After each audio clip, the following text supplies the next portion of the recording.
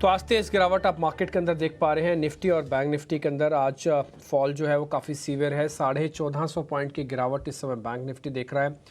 आपको ध्यान होगा आज से 2 दिन पहले तक हम करीब 53,000 के आसपास थे। आज हम 50,000 के भी नीचे हैं। आज से 2 दिन पहले आप 25,000 पे थे।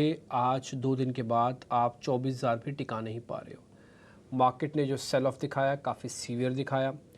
2-3 बड़ी वजह से, जिसकी वजह से बाज़ार को कोई भी डिप आए वो घंटा नहीं देखता था, मिनट नहीं देखता था, आवर नहीं देखता था, डे नहीं देखता था, उसको तुरंत पकड़ लेता था और चल देता था ऊपर। और वो था लिक्विडिटी, सेकंड था ग्लोबल मार्केट, था एफआईज की होल्डिंग्स। एफआईज की होल्डिंग जस की तस है, किसी तरह का कोई बदलाव नहीं। लिक्विडिटी जो नीचे का काम करती है ये रिवर्स होने पे आ जाए तो ये उल्टा भी मारती है। यही लिक्विडिटी आज आपको फील करवा रही है।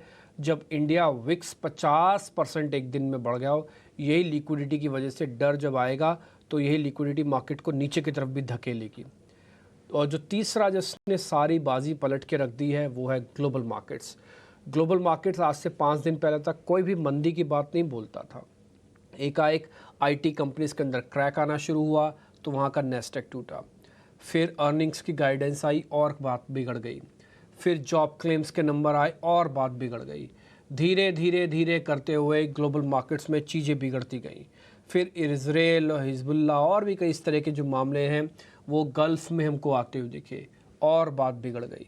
बात ऐसी बिगड़ी कि यूएस मार्केट्स के अंदर रिसेशन की बात शुरू होने लगी और इतनी जल्दी जल्दी हुआ और इस सेल ऑफ इतनी स्पीड से मार्केट के अंदर आया कि जो पुरानी आदत है बाइंग ऑन डिप करने की, उस आदत के ऊपर भी क्वेश्चन मार्क खड़े हो गए। आज में 800 पॉइंट निफ्टी ने साफ कर दिया। ये 25,000 वाला निफ्टी आज 24,000 को भी रुकने में भी मुश्किल हो रही है इसको। इंडिया विक्स 50% ऊपर है। एडवांस डिक्लाइन की रेशो देखोगे आपको खुद उसका आइडिया लग जाएगा। इस समय की स्थिति काफ़ी नाजुक है। कहने का मतलब है कि मैं इसका बहुत बड़ा हिस्सा तो ग्लोबल मार्केट्स को दे सकता हूँ, छोटा सा हिस्सा लिक्विडिटी को दे सकता हूँ और छोटा सा हिस्सा मैं थोड़े बहुत वैल्यूएशन को भी दे सकता हूँ जो इस समय मार्केट्स के अंदर खड़ी हुई थी। तो कुल मिला के सबका कंबाइन एफर्ट्स की वजह से बाज़ार यहाँ तक तो आ गया। लेकिन यहाँ तक तो आ गया, ये सब आप और मैं देख भी रहे हैं, जान भी रहे हैं। लेकिन अब करना क्या है? क्या बाज़ार यहाँ से घूमेगा? अगर घूमेगा तो लीडर्स कौन साबित होंगे? रिलायंस को देख के तो लगता नहीं। आज रिलायंस 4% नीचे है करीब करीब। HDFC को देख के लगता है कि 1600 बचाएगा तो लीडर साबित हो सकता है। इस सब पे बातचीत करने के लिए हमारे साथ आज के मेहमान जुड़ चुके हैं। अजीत मिश्रा रेलिगर सिक्योरिटी से, उनसे ज़रा करेंगे बातचीत। उससे पहले मैं आपको रिपोर्ट कार्ड दिखा देता हूँ फ्राइडे वाले सेशन का। वहाँ पे भी हमने कुछ सेल कॉल्स डाली थी आपके सामने। चंदन तापड़िया का रिपोर्ट कार्ड है, आइए पहले वो दिखाते हैं आपको और फिर हम बातचीत करेंगे अजीत सर से।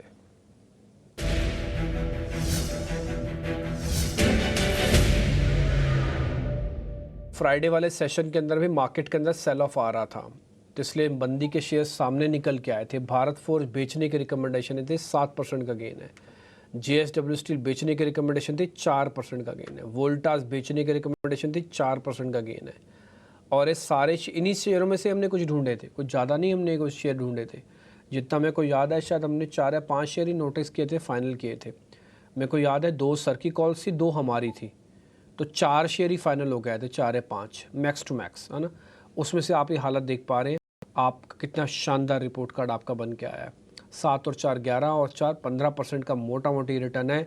आप कुछ भी मत करो तो 4 से 5% का। मैं फिर से कहता हूँ, 18 स्वदेश का कम से कम इस कार्यक्रम का बिल्कुल मिस ना किया कीजिएगा, क्योंकि इस कार्यक्रम की खूबसूरती कहना है आपको मंदी और तेज़ी दोनों तरफ के सौदे दिए जा सकते हैं। क्योंकि फ्यूचर्स में आप मंदा कर सकते हो, कैश में कैसे करोगे आप? नहीं हो सकता ना।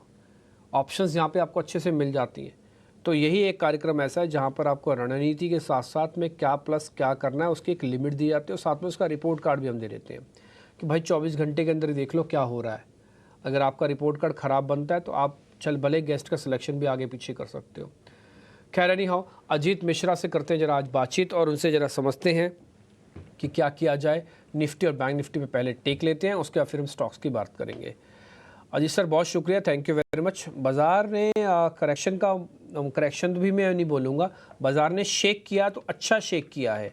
ये लगा कि थोड़ा कॉन्क्रीट और बढ़िया वाला शेक है, क्योंकि फ्राइडे को हुआ, आज हो रहा है और आगे होने के चांसेस लग रहे हैं अभी, तो कॉन्टीन्यूटी इफेक्ट आ रहा है।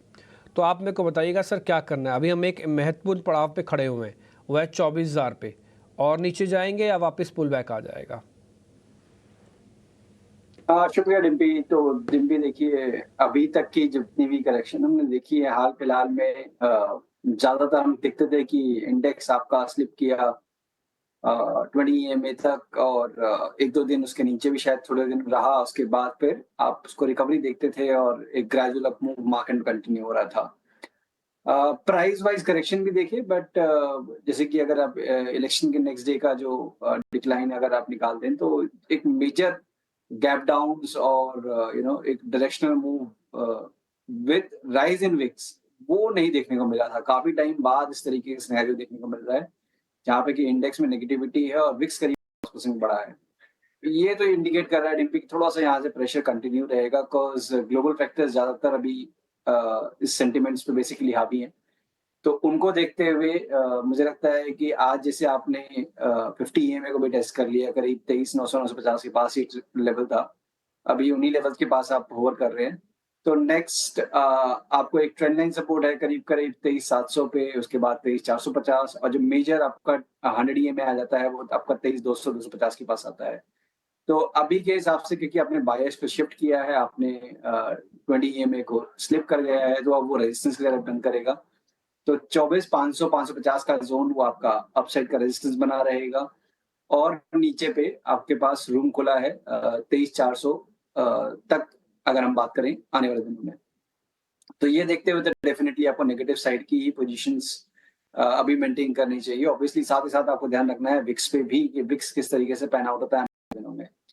Banking on the other hand Dimpy, वहां पे ऑलरेडी करेक्शन आ चुकी है। वहां पे आप 49,800 पे हैं, ऑलमोस्ट 100 EMA को टेस्ट कर चुके हैं। वहां पे ऑलरेडी अंडर परफॉर्मेंस चल रही थी, बट इसका मतलब ये नहीं है कि वहां से गिरावट नहीं हो सकती है। जिस तरीके से आईसीआईसीआई बैंक बना हुआ है, पॉसिबली यहाँ से अगर डिक्लाइन आएगा तो उसी में ही आएगा, बिकॉज एचडीएफसी और एक्सिस एक्सिस में ऑलरेडी डिक्लाइन आ चुका है, वो अपने मेजर एवरेजेस के पास है। आई डाउट कि वहां से कोई मीनिंगफुल डिक्लाइन आ सकता है।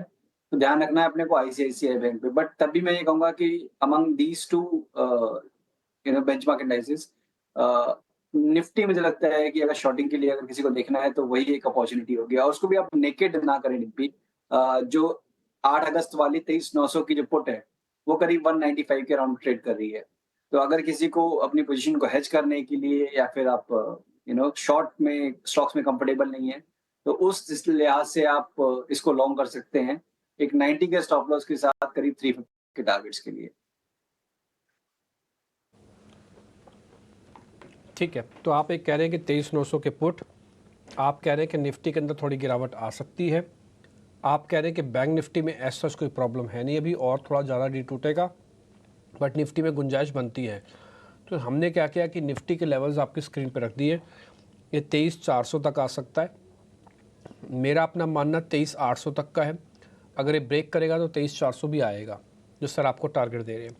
आप चाहें तो इस पुट का भी फ़ायदा ले सकते हैं। आप बोले मैं सीधा नहीं लेना चाहता, तो 195 रुपये में मिल रही है 23,900 के पुट। 8 अगस्त की डेरिवेटिव एक्सपायरी है, 280 रुपये जा सकती है, 90 रुपये का स्टॉप लॉस है। तो आप चाहें तो इसका फ़ायदा लो, नया शॉर्ट करना है कर लो। मेरा ऐसा मानना है कि मान लो कई लोगों को ऐसा होता है हम शॉर्ट नहीं कर पाते, जी हमको शॉर्ट करना आता नहीं है, या हम उसको हैंडल नहीं करते, या हमारे को उससे पैसा नहीं बनता। हमें ये बताओ हमको डिप कहाँ तक मिलेगा, वहाँ पे हम कैसे पोजीशन ले। मैं अगर अजीत सर की बात फाइनल कर दूँ तो 23,400 तक भी अगर निफ्टी चला जाता है, तो अभी हम खड़े हैं 24,000 पे, यानी कि 600 पॉइंट है। इस 600 पॉइंट को आप धीरे धीरे करके इस्तेमाल कर सकते हो। मान लो मैं 10 ग्राम यहाँ ले लेता हूँ, 10% यहाँ ले लेता हूँ, तो मैं कुछ लूँगा 23,800 पे, मैं कुछ लूँगा 23,500 के आसपास आके, तो हो सकता है मेरी एवरेज सब अच्छी बन जाए। तो जिन लोगों को शॉर्ट करना है उनके लिए सिर्फ और सिर्फ अपॉर्चुनिटी निफ्टी में है, बैंक निफ्टी में नहीं है। उसका एक ऑप्शंस का ट्रेड है। जिन लोगों को शॉर्ट ही नहीं करना, उनको करना है हम तो वेट करेंगे, हम तो डिप के बाद बाय करेंगे, तो उनको यहाँ तक आने के चांसेस है जो टारगेट है। तो आप अपने हिसाब से प्लान कर लो। अभी 600 पॉइंट का डिफरेंसेस और है, मेरे को ऐसा लगता है कि 400-500 पॉइंट और अभी निफ्टी जा सकता है नीचे। ठीक है जी, आगे बढ़े। अब ज़रा सीधा सीधा स्टॉक्स पे आ जाते हैं। ताज़ा खरीदारी वाले शेयर ज़रा स्क्रीन पे लेके आइए।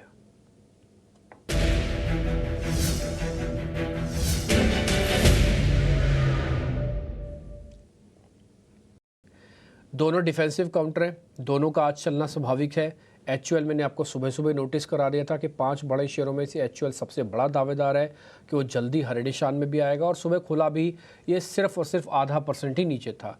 मैरिको ने पहले ही कमान संभाल ली थी। इसका एक पीयर है डाबर भी है, डाबर भी दिखा दोगे, वो भी तेज़ हो गया था।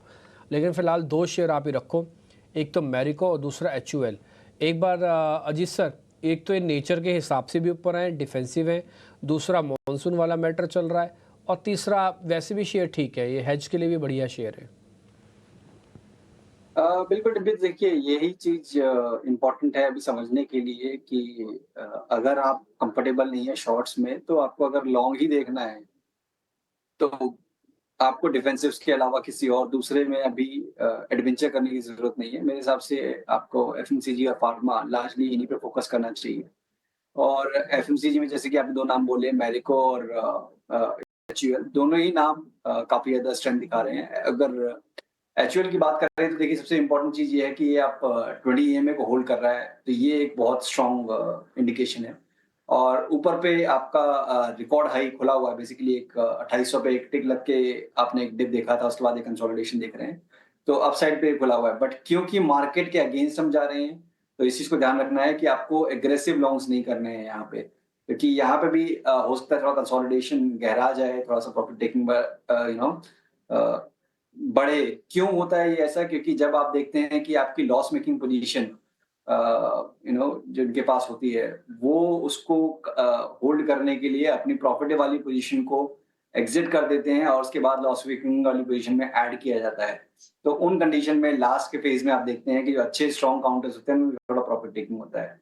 तो वो ध्यान में रखते हुए थोड़ा सा पोजीशन को लिमिटेड में रखें। मेरे हिसाब से 2650 आपका ये क्लोजिंग स्टॉप लॉस होना चाहिए। यहाँ पे आप एक्यूमुलेट करिए ग्रेजुअली एक 50 पॉइंट की रेंज में 2650 का एक स्टॉप लॉस मेंटेन करिए, और ऊपर पे आप करीब 2850 से लेकर 2900 के पोजीशन टारगेट के लिए एचयूएल को लॉन्ग कर सकते हैं। मैरिको मुझे लगता है कि यहाँ पे भी आपको एक्यूमुलेशन के बारे में देखना चाहिए, not at one go. Comparatively strength है, स्टॉक अपने रिकॉर्ड हाइस के पास ही कंसोलिडेट कर रहा है। आज भी इसने कोशिश की है अपने शॉर्ट टर्म एवरेजेस को रिक्लेम करने की एक डिप के बाद, तो इंडिकेशन यहाँ पे भी अच्छे हैं। बट मुझे लगता है कि कुछ टाइम ये अभी रेंज में स्पेंड करेगा, तो करीब 650 से लेकर 670 जो कि अभी करंट लेवल्स है, इसी रेंज में बेसिकली ये कंसोलिडेट करना चाहिए। तो यही रेंज है जहाँ पे आपको कंसोलिडेट एक्यूमुलेशन के बारे में देखना है। 640 का एक स्टॉप लॉस मेंटेन करिए, और नेक्स्ट स्विंग में आपको 740 से लेकर 760 तक के पोजीशन लेवल्स पॉसिबली आपको देख सकते हैं इसमें। ठीक है डन सर। तो मैं जरा 2 शॉर्ट कवरिंग के शेयर भी आपकी स्क्रीन पे लेके आता हूँ। जो भी आप लेवल्स बता रहे हैं उसको हम ट्रेड में कन्वर्ट कर रहे हैं, और ध्यान रखिएगा ज़्यादा ना लीजिएगा, पहले अपने पुराने शेयरों को मैनेज कीजिएगा। ऐसा नहीं कि नए शेयर के चक्कर में पुराने शेयर छूट जाएं आपसे, फिर पता लगे नए भी नहीं चले और पुराने भी आपके काम नहीं आए। तो ये दोनों शेयर्स पे स्टॉप लॉस टारगेट आपको मिला है, कम वॉल्यूम के साथ ट्रेड कीजिएगा। शॉर्ट कवरिंग में भी कुछ ऐसा ही है। एक तो यूपीएल वाला शेयर है, हमने आपको पहले भी कई बार नोटिस करवाया कि शेयर के पूरे दिन ख़त्म हो गए, अभी अच्छे दिन में ही आएगा। तो यूपीएल चल रहा था अभी 533, थोड़ी देर पहले ही अभी लाल निशान में आया है, इससे पहले तक ये भी कवरिंग करवा रहा था। एक है सर ब्रिटानिया, तो हम यूपीएल को बदल देते हैं, अगर आप राय देना चाहो तो दे दो, लेकिन इस बीच आप ब्रिटानिया देख लो, जब तक मैं इसकी जगह बदल के आपको दूसरा एक कवरिंग वाला शेयर देता हूँ अगर मिलता है तो। अच्छा बिल्कुल डिब्बी, तो देखिए जैसे हम बात कर रहे थे कि एफएमसीजी और फार्मा, तो तीसरा नाम एफएमसीजी स्पेस में से ब्रिटानिया, और पोस्ट रिजल्ट्स आज आप देख रहे हैं कि एक स्टेबल टोन के साथ ये ट्रेड कर रहा है। अभी थोड़ा सा मुझे लगता है कि यहाँ पे कंसोलिडेशन का बायस हो सकता है, बिकॉज मूव काफी शार्प है। जो आप देखेंगे 4500 से लेकर 6000 का जो मूव आया है, अगर आपको एग्रेसिव लॉन्ग नहीं बनाने हैं, 5640 5640 ये आपका क्लोजिंग स्टॉप लॉस होना चाहिए। अगर यहाँ पे आप पोजीशन को एक्यूमुलेट करते हैं या फिर फ्रेश लॉन्ग बनाते हैं, और नेक्स्ट स्विंग में करीब 6000 तक के लेवल्स पॉसिबली आपको इसमें देखने को मिल सकते हैं।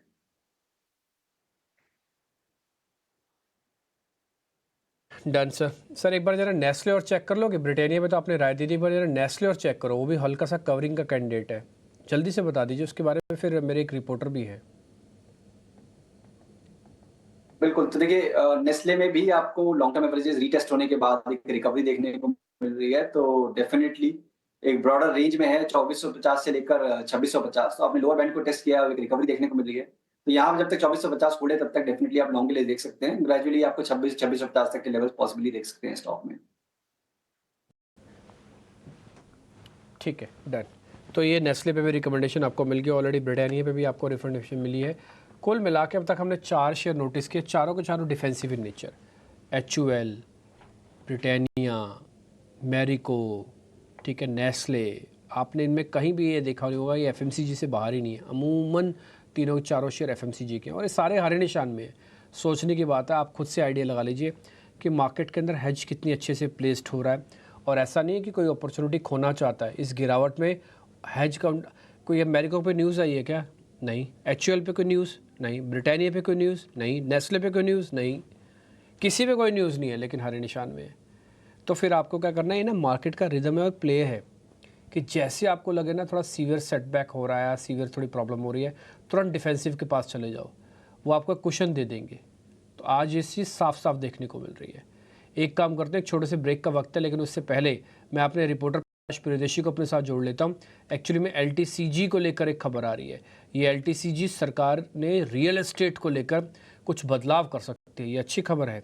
एक बात समझ लेते हैं क्या क्या संशोधन किए जा सकते हैं। प्रकाश प्रियदर्शी आपको बता रहे। प्रकाश जी बताइए। देखिए, सूत्रों के हवाले से जो जानकारी हमें मिल रही है उसके हिसाब से रियल एस्टेट ट्रांजैक्शंस के ऊपर LTCG टैक्स में बदलाव से संबंधित जो प्रस्ताव तैयार किया गया है बजट में, जिसकी घोषणा की गई है, सरकार उसमें कुछ बदलाव कर सकती है। सूत्र हमें बता रहे हैं कि वित्त मंत्रालय के अंदर इस मसले पर काफी एक्टिव डिस्कशन चल रहा है, क्योंकि इंडस्ट्री ने कई ऐसे मसले हैं जिसको ध्यान में रखते हुए अपने कंसर्न्स रेज किए हैं। लिहाजा इस मसले पर काफी एक्टिव डिस्कशंस, डेलिब्रेशंस जो हैं वो चल रहे हैं। सूत्र हमें बता रहे हैं कि कुछ रिलीफ मेजर्स की घोषणा की जा सकती है, खास करके फाइनेंस बिल में संशोधन के जरिए, और उसकी घोषणा इसी हफ्ते हो सकती है। सूत्र हमें बता रहे हैं कि इस मसले पर चर्चा चल रही है। इंडस्ट्री ने कई ऐसे पॉइंट्स थे जिसको ध्यान में रखते हुए सरकार से ये डिमांड की है कि इसको एक्टिवली कंसीडर किया जाए। इंडस्ट्री ने इस बात की मांग की है कि जो इम्प्लीमेंटेशन डेट है उसमें भी बदलाव के बारे में सोचा जाए। साथ ही साथ जो अनलिस्टेड असेट क्लासेस हैं उसके परचेज के ऊपर जो ग्रैंडफादरिंग प्रोविजन है उसके बारे में भी सोचा जाए। इसके अलावा इस बात की भी गुजारिश की गई है कि जो कस्टमर्स हैं उनको ये ऑप्शन दिया जाए कि वो ओल्ड रेजिम में रहना चाहते हैं या न्यू रेजिम में रहना चाहते हैं, जिसमें कि सरकार के हिसाब से जो बजट प्रपोजल है उसमें 12.5% LTCG tax without indexation benefit का प्रस्ताव दिया गया है, जबकि पहले इंडेक्सेशन बेनिफिट के साथ 20% का जो LTCG टैक्स है वो रियल एस्टेट ट्रांजैक्शंस पर देना होता था। अब इस तरह के कंसर्न्स आ रहे हैं कि इसे जो प्रॉपर्टी की वैल्यू अगर ज़्यादा अप्रिसिएट नहीं होती है तो रियल एस्टेट कस्टमर्स को इसका नुकसान होगा, और इस बात को ध्यान में रखते हुए इंडस्ट्री ने सरकार से इस बात की गुजारिश की है, जिस पर एक्टिव डिस्कशन चल रहा है। और इस बात की उम्मीद ये की जा रही है कि फाइनेंस बिल में कुछ संशोधन किए जाएंगे और कुछ सरकार रिलैक्सेशन देगी। हालांकि वित्त मंत्रालय अभी भी इस बात के पक्ष में है कि इससे ज्यादातर जो रियल एस्टेट कस्टमर्स हैं उनको फायदा होगा, लेकिन इंडस्ट्री के जो कंसर्न्स हैं उनको एड्रेस किया जाएगा और सरकार इससे संबंधित कुछ बदलाव कर सकती है। फाइनेंस बिल इसी हफ्ते पार्लियामेंट में पेश किया जा सकता है और उसके जरिए सरकार कुछ राहत दे सकती है। ठीक है प्रकाश, बहुत शुक्रिया, थैंक यू वेरी मच इस खबर के लिए, बहुत शुक्रिया, thank you very much. 100 point की गिरावट है, हालांकि गिरावट थोड़ी कम हुई है पहले। और एक बात बता दो, इंडिया विक्स जो करीब 53% हो गया था वो सिर्फ 42% अभी रह गया है। तो जो मैंने आपसे सुबह बात बोली थी कि 24,000 तो दिख सकता है, उसकी प्रबल दावेदारी है, वो दिख गया। और लेकिन 24,000 से लेकर 24,200 ना एक स्प्रिंग वाला बैंड है, इसके नीचे क्लोजिंग चाहिए तब आप और वीकनेस में डालोगे, नहीं तो अगर इसके ऊपर क्लोजिंग होती है तो ये पुल बैक भी शूट अप करवा सकता है। बट फिर भी आप थोड़ा सावधान रहिए, कम वॉल्यूम के साथ काम रहिए। और अजीत सर ने ऑलरेडी आपको बताया हुआ है कि आप चाहें तो शॉर्ट भी कर सकते हैं ऊपर में। एक काम करते हैं, पहले सर के ट्रेड लेते हैं, फिर समय बचेगा तो 2 मंदी वाले शेयर भी चेक कराएंगे। अजीत सर पहले आपके ट्रेड सर।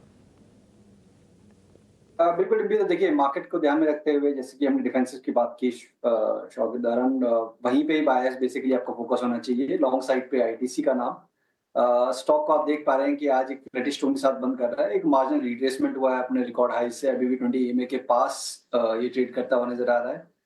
तो मुझे लगता है कि यहाँ से एक रिकवरी की पॉसिबिलिटी बन सकती है। ज्यादा बड़ा स्टॉप यहाँ पे रखेंगे नहीं, आप 480 का एक स्टॉप लॉस मेंटेन करेंगे और एक 498 तक के टारगेट्स के लिए इसको लॉन्ग कर सकते हैं।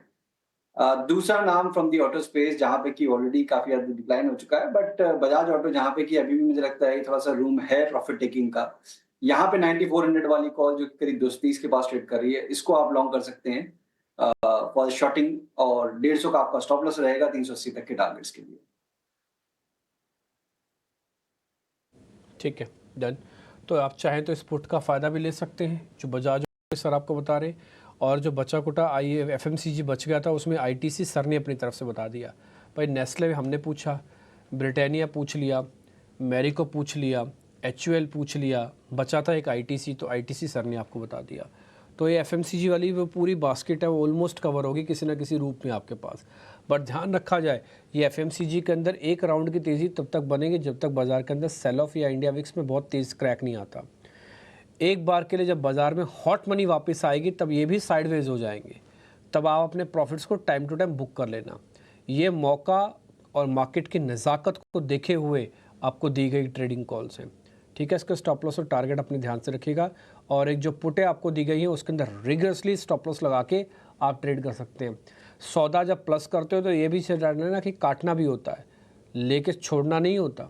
डेरिवेटिव्स में तो इसकी बहुत इंपॉर्टेंस है कि टाइम पे एंट्री और टाइम पे एग्जिट होना चाहिए। ऑप्शंस में तो ये कंपलसरी होता है कि टाइम पे एंट्री टाइम पे एग्जिट, नहीं तो आया हुआ पैसा 1 घंटे में चला जाता है। ठीक, अजीत सर बहुत शुक्रिया, थैंक यू वेरी मच आज के ट्रेड बताने के लिए, और हमने जो आपसे ट्रेड पूछे उसको बताने के लिए। एक छोटा सा रिपोर्ट कार्ड हम आपके लिए कल लेके आएंगे, क्योंकि आज शेयर कम डिस्कशन हुए, मार्केट की चर्चा ज़्यादा हुई है। फिलहाल इस कार्यक्रम से इतना ही, नमस्कार।